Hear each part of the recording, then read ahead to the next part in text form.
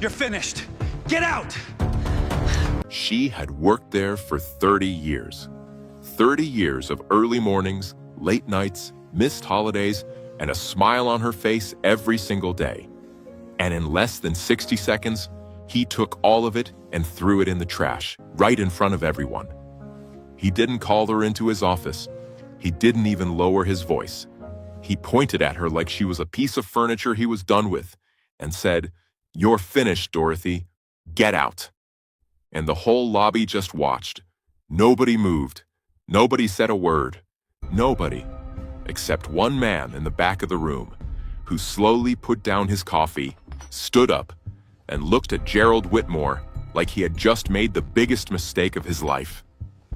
Hey everyone, I'm Faith, and today I want to tell you the story of Dorothy Haines, a 67-year-old woman who gave everything she had to one company only to be humiliated in front of the whole world.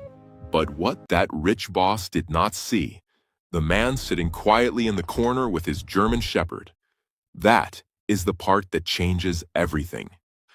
Dorothy started working at Whitmore Industries when she was 37 years old.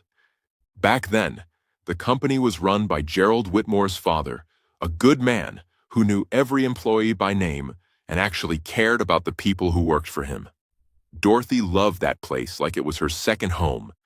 She stayed late without anyone asking. She trained new employees with kindness and patience. She showed up sick when she probably should have stayed in bed because she didn't want to leave her team short. For 30 years, she gave that place everything she had. But when Gerald Whitmore Jr. took over 5 years ago, everything changed. Gerald didn't care about loyalty. He didn't care about how long someone had worked there or how hard they had given their life to that company. He wanted young faces and fast results. He wanted people who looked good in meetings and talked big in front of clients. One by one, Dorothy watched people her age get quietly pushed out the door. She kept her head down. She worked even harder. She told herself that 30 years of loyalty had to mean something. It didn't. Not to Gerald. Before we go any further, if stories like this one hit close to home, go ahead and hit that like button right now and subscribe so you never miss one of these. And I want to hear from you in the comments. Have you ever seen someone get treated unfairly at work? What happened?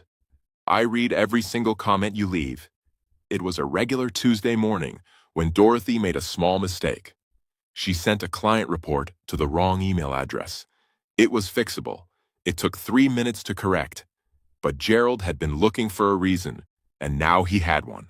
Instead of calling her into his office like a decent human being, he walked straight out to the lobby where a dozen employees were sitting and working and said it loud enough for all of them to hear.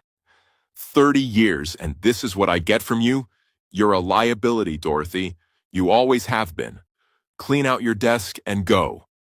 She didn't scream. She didn't cry in front of him. She held her folders against her chest, straightened her back, and walked toward the exit with whatever dignity she had left.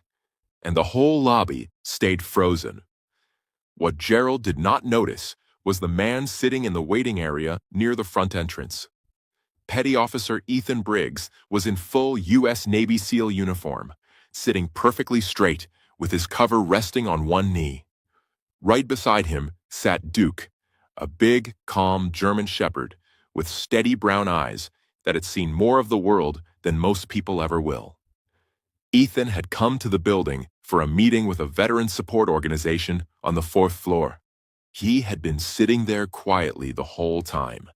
He had heard every single word Gerald said, and something inside him decided he was not going to just sit there and let it go. As Dorothy reached the revolving door, Ethan stood up. Duke stood with him, perfectly calm and perfectly in sync with his partner. Ethan's voice was low and steady when he spoke, not angry, not loud, just completely unbothered. "Excuse me, sir." Gerald turned around with that look on his face, the one he always used when someone he considered unimportant tried to talk to him. But then his eyes traveled down to the uniform, then to Duke, then back up to Ethan's face, which had absolutely no fear in it at all. Ethan walked toward him slowly and stopped a few feet away.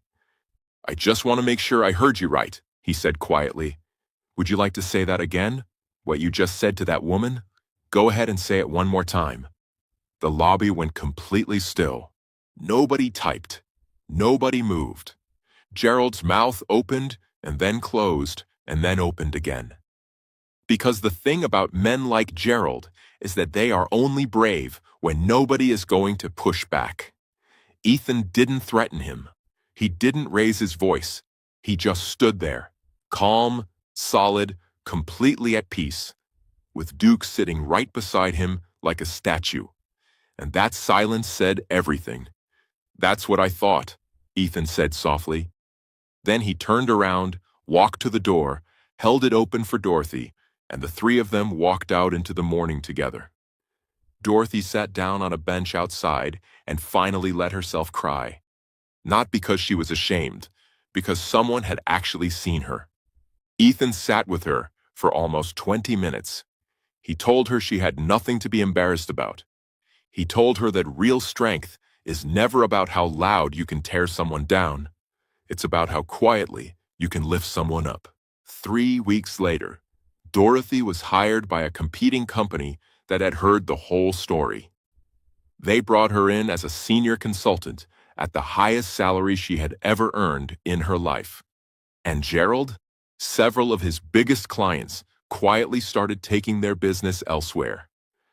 Turns out, people were watching that lobby more carefully than he thought. Some people spend their whole lives thinking that power means making others feel small. But what Ethan did that morning didn't take weapons or money or a big title. It just took the courage to stand up and say, "Not like this, not today." Real dignity is quiet. Real strength doesn't need an audience. And sometimes the most powerful thing one person can do for another is simply refuse to walk away. So here is my question for you today. Leave it in the comments. If you had been standing in that lobby that morning, would you have said something? Or would you have stayed quiet? I just want to know what you think. And if this story touched your heart, please subscribe to this channel. There are so many more stories waiting for you. Faith